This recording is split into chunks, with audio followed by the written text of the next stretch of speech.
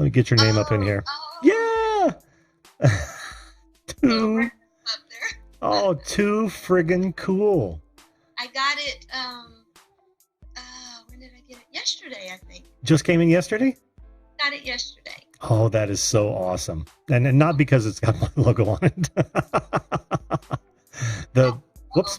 No, the fact that you know you wanted one. That's so cool. Thank you. Oh yes. My goal is, I don't know how long it's going to take me, but I'm gonna get a T-shirt or a mug from everyone I know that has merch. I love having that. It's yeah. Even though we did make it, it's kind of like having a piece of us, isn't it? Yes. You know. Exactly. I totally agree, but it's so cool. I love it. It's very comfy too. Oh, good. I'm loving the Teespring stuff. It's like, I live in Texas, so I don't want my hoodies to be like super thick, and they're just the right size or the right thickness for here. That's awesome. That's awesome. And you're the second one that I've actually been able to talk to, who's purchased one of those, and they like it. They really like the quality of it. So that's so cool. I had just gotten home from and my dog is coughing here. I apologize. That's okay. Hack in the background. As long as it doesn't ruin the carpet for you. No, it's a trachea. He's old and his trachea is collapsing. Oh yeah. We've had dogs. Like open it up again. Yep, we've had dogs like that. Mm-hmm. Hey, Bubba. Well, Patti, I know you suggested this topic because you probably have deep interest in it. Well, I'm sure you do. In fact, I know you do. But not including the red dragonfly, but I would say the things that happened during that time, they just like, you have no words. And I'm so glad that y'all enjoyed it. One of the things that I want to leave behind was that red dragonfly story. And now that I have it out there, I'm feeling kind of like, okay, I can relax because I got it done. I've been wanting to do it for so long. Yeah, and you did it so well. You boiled down the original series so nicely. Thank you. Yeah, well done on that.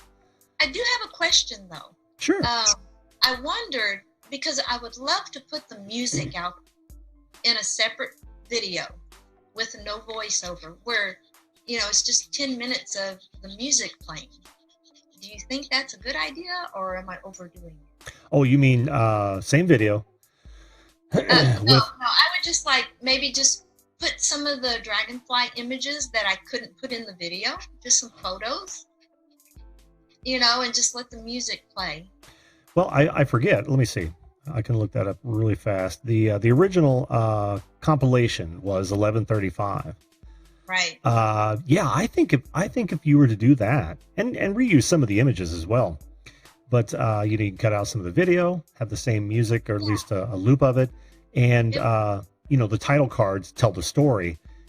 I actually think it's a great idea because it'd be easier to digest for a lot of people. You know what I mean? Yeah. Not everybody hangs out for 10, 11 minutes. Right. And I just want the music out there because you could. It's just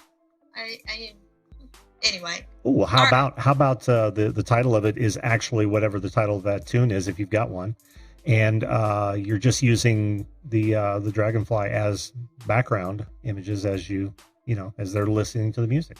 Yeah, nothing fancy. I just want just the music and nothing, not a lot of stuff going on, just to enjoy it as background music. I see Flight of the Dragonfly in parentheses behind that title. For some reason, I don't know.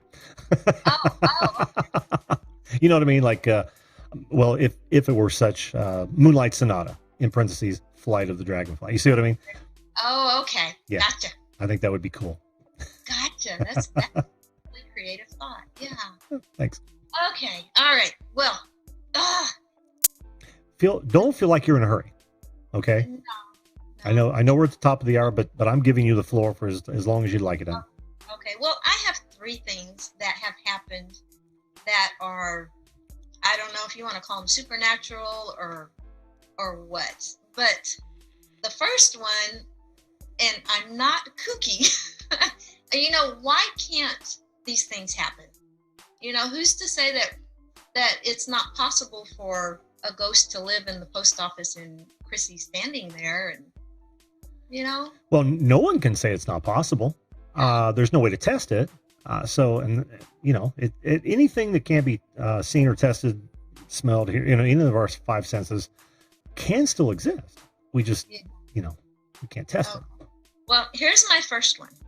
Okay. I was born in 1961, and Hurricane Carla was in 1960, before I was born. Are you familiar with Hurricane Carla? And how not by name. It came through Texas, and it just devastated Galveston. And at the time, my parents lived down south in Victoria, Texas.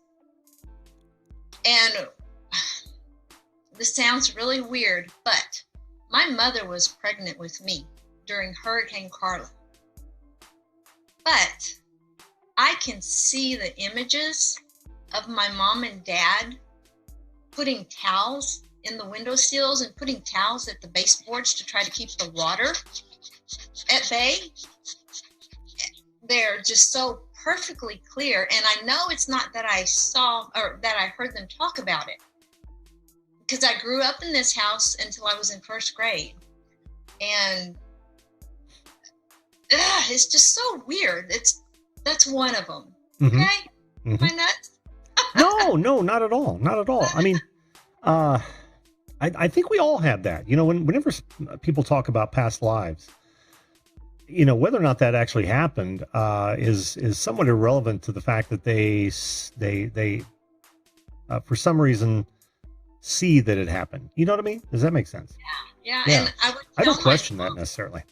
Yeah, there was, back when my mom was younger and she was a little more coherent, you know, I would tell her, you know, I saw you and Dad do this and do this, yet I wasn't born yet. I was, you know, still in your belly. Did she confirm your visual?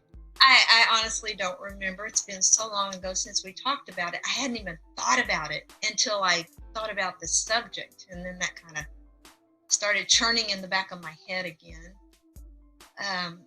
Another thing, I was extremely close to my granny. I mean, just like extremely close. And when she passed, it was the hardest thing on me. The year after she passed, I became pregnant with my first daughter. And my grandmother had left me her piano in her will. And the piano she left me was sitting in my bedroom by the bed. And one night, this was after she passed away, I opened my eyes and there was my granny. And she said, I sat up and she said, I came back to see your new baby daughter. Whew. Oh, yeah. Yeah. And so we both got up and we walked to my daughter's bedroom. And of course, she was a little baby. She was in her crib. And my grandmother and I stood there just admiring this new little baby girl. And then we walked back to my bedroom and she said she was thankful to come back and see my new baby. Wow. And got back in bed, and the thing is, it's like her piano was there. So I'm, you know, I wonder how, you know, an object, people say objects are, you know what I mean? The object from someone that's passed away, maybe that's a way that they, I don't know, but I don't either really, but I've heard that. Yeah. I hold that, and I can visually see that so well in my memory bank too. It was just awesome. Here's my third thing. And I emailed you. I don't know if you can pull them up real quick. Oh. I emailed you a couple photos. Did you? Yeah. Just tonight? Yes. Okay. Yeah. And these photos they're of our Great Dane. We had a Great Dane, and his name was Jolly. And he was, close your ears, Bobo. He was, everyone has this once in a lifetime dog. They're all wonderful dogs, but there's always this one dog that is just like beyond the family dog, right? And you want me to show these, Patti? Show the older ones. I sent you I think 3 pictures of him when he's old. I'm laying on the ground with him before he passed away. Let's see. Or maybe there's 2 photos. There was 3. I'm looking for my Okay. The ones where he's got his gray beard, his gray muzzle. Yeah, here we go. Yeah. Okay. That's my Jolly man. You tell me when you want me to go to the next photo. Anyway, we had Jolly for 8.5 years, and that's a really good time for such a large dog. Mm-hmm. And Jolly was with me when I went through a really, really hard time. I don't know if people know, I've talked about it a bit on some other streams, that I have a history of eating disorders, and I suffered from anorexia for many years. Wow. And I was like at the bottom of my, I had hit rock bottom when I had Jolly. Mm-hmm. And he was by my side through that whole ordeal of the depression that goes along with it and everything. So when it got time and we knew that it was time for us to put him down, he couldn't walk, he couldn't eat, I couldn't pick him up. He was humongous. Yes, he looks humongous. He was huge. He topped out at 237 pounds. He used to take me for walks. I had to, we went to dog training, and the dog trainer put a halty on him, which is kind of like a horse lead. And so when I would take him for walks, we would use this horse lead, which, he, no matter how huge he was, he went where I told him. Anyway, so my husband and I had to put him down. It was July the 5th. I'll never forget that night, or that day. And that night, a little history about Jolly. When he was alive, he would wake up in the middle of the night, and he would come to my side of the bed and not make a sound, but I would feel his breath breathing on me. And my eyes would open, and I would go, okay, let's go outside. That was his thing to let me know he needed to go outside. And so after we put him down that day at nighttime, I was asleep, and I felt that feeling. And I opened my eyes, and there was Jolly. And I reached over to my husband, and I'm like trying to wake him up, telling him, Jolly's here, Jolly's here. And he was his old Jolly. He had his gray muzzle. Anyway, and as I'm looking at him, and I'm trying to wake Andy up, I see him morph into his younger regal Jolly, where he had his black mask. I sent you a picture of him when he's younger. And, just, there he is. Oh, he was, oh God, what a dog he was. Anyway, but that night, he morphed from this old, aging, painful dog, and I saw him morph into this young, healthy Jolly again. And then he disappeared. And by the time Andy woke up and I told him that Jolly had been here, the best thing my husband said was, he came back to tell you thank you, because putting that dog down was probably the hardest thing that my husband and I had ever done together. Anyway, it's so incredible, that particular thing, because I know our animals, and we love them here, and then we have to let them go. And I know they're waiting for us. I'm sorry. No, don't be sorry. Don't be sorry. Anyway, I know he's waiting for us at the Rainbow Bridge. But I just wanted to share that, and my grandmother, and then how the Hurricane Carla thing was. It's weird. But No, I wouldn't say weird. Patty, the way I look at all of these, and believe me,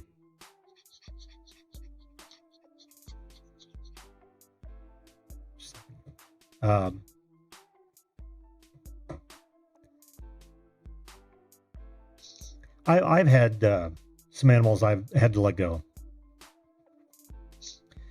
And, you know, the thing that comforts me is that I always think about how great a life they had compared to what they could have had. yeah. You know, and that literally makes me happy for them. I try not to be sad. Well, of course, we all miss them, but I try not to be sad in that I've lost them. I always try to look at it as though, you know, we both had so much to give to each other, right? And that anyone who loses an animal knows exactly what we're talking about. But I don't know if that makes you feel any better or what, but it does me. It does me. And I know that this Bobo here, he just turned 13. Yeah. I don't even know how much longer we have him, but every day with him, I'm going to spoil him as well as I can spoil him. Yeah, I hear that. I hear that. You hear so much cruelty in the world, especially when it comes to animals. Yeah. And every time I'm a huge animal lover, even though I'm a hunter, if you can believe that. Yeah. And it's not just domesticated animals. I love all animals. I hunt them because of what humankind has done to their habitat. And of course, you know, I make sure that we utilize everything we take. But but just to think about how much nicer that, you know, our pets have than some of those other poor animals gives me a lot of comfort. And to hear you tell me that kind of story and watch you interact with this little one here. This is our rescue. When we rescue dog. Mm-hmm. Oh yeah. Ever since Jolly was from a breeder. We really wanted a Great Dane, and when the litter was born, I literally drove 5.5 hours to pick him out. He was like, we were up near Fort Worth, and he was in Victoria, Texas. Mm-hmm. And when I picked him out, I could just hold him like in my two hands like this. And that was at 4 weeks old. And then I went back to Fort Worth, and I had to wait till he got a little older. I drove back down to pick him up, and he was like this. He was 14 pounds already. And that dog was just, he was the light of our life for so many years. Mm-hmm. And one thing I know, we need to close this. One he had, we love to brag on our pets. One thing he had was like this sixth sense. My husband was working in a different town, and we were near Fort Worth. And Andy would come home every Thursday night. He would leave work at 5 and have like a 2.5 hour drive to get home. And it got to where I didn't have to tell Jolly that Daddy was coming home. Jolly would go sit in front of the front entryway with his back against the love seat, staring at the front door. And then Andy would walk in, and it would just, you know, all hell would break loose because Daddy was home. How do they do that? My dogs do the same thing. Whether it's not on every set time every day. They just know. They just absolutely know. It was just once a week, every Thursday night. I didn't say a word, and Jolly would sit there and wait for Andy to walk through the front door. Yeah. And he was so excited that now, even as a puppy, he was huge. And when Andy would walk through the front door, Jolly would get so excited. Now, visualize this, the tinkle of a Great Dane. Is not so much a tinkle. Oh my gosh, it went everywhere. And then I got smart, and I'm like, I need to make sure Jolly goes outside to go potty before I know Andy's about to get home. But anyway, though that night is just, anyway. Oh, I so get it. I so get it, Patty. If we were smart, we would look at the relatively short lives of animals, and it should help us appreciate ours and the people in ours, because yes, we have a little bit more time, but we don't really know that, Yeah. So. Well, thank you for doing this topic. I wanted to especially share my granny and my Jolly story. No, thank you for suggesting it. Honestly, I expected an entirely different conversation across the board. We were all over the place tonight, but I expected a lot different conversation, to be honest with you, and I'm glad I did it. Okay. So. Well, I need to go do something with this foot. Ooh. Oh yeah, take care of yourself on that, hon. Well, how did you do it? Oh. If you don't mind me asking, you don't have to tell me. No, it's okay. My grandson lives here. You probably know that. I didn't know he lived there, but yeah. Yeah. I take, my older daughter is ill, so I have grandson duty a lot. Sure. And when he has tantrum problems, and maybe it's like once a month when they're like really out there. And when he gets in that mode, he likes to throw his head back, or throw his Seen it. So yeah, what I've figured out is the best way to handle that is for me to get a blanket or a comforter and put it in front of me, and he's on the ground. So if he throws himself back, I kind of grab him in a hammock of the blanket to protect his head. Mm-hmm. And we did that today, and something must have happened to my foot when I was dealing with that, because after he calmed down and he went to Mom, I'm sitting in the kitchen going, ouch, something hurts. And then as the time went on, it was starting to throb, and I couldn't move my toes. I couldn't move my foot, and I was in tears and hobbling around the house. And I'm like, and I hate the ER. Me too. Times. Yeah.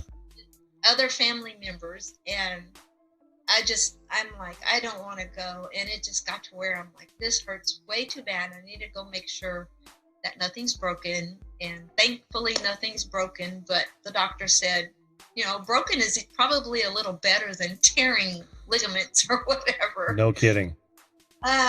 So. Well, I'm sorry that happened, hon. Hopefully you won't be in pain for too long. Yeah. No. And I don't take anything. I don't put anything in my body. No pain pills, no ibuprofen, no Advil. I'm such a health nut that I don't do that kind of stuff. So it's going to be a hot bath here and maybe some music. There you go. There you go. Well, like I said, keep it on ice or whatever they told you to do. Got my ice pack here. There you go. All wrapped up and ready for whatever. But I've been a dancer and a dance teacher for almost 30 years. That never have I got injured, and now. Well, we're not getting any younger, Patty. In fact, I thought you were younger than I am. You got me by a couple of years. Yeah, I actually did. I thought we talked about this before, or maybe in chat or something. But no, I actually thought I had a couple of years on you, but you've only got a couple on me. So. Right. Yeah. Right. Actually, I'll be 58 next in November. Is my birthday, but I don't feel 58. I don't do any of that. I don't either, except for my back. My mind tells me I'm 30. It's all up here. It And you is. gotta play with puppets. That helps. I bet it helps a lot. Okay. I need to let you go. Thank you so much. And bye, everybody. Oh, thank you. And look, we got to leave on laughter. Yeah. Yeah. Now I got to get up and walk. I've Yes. got practice for the first time. Ah, very good. Well, thanks again, Patty, and we'll talk to you next time. All right. Bye bye. Bye bye.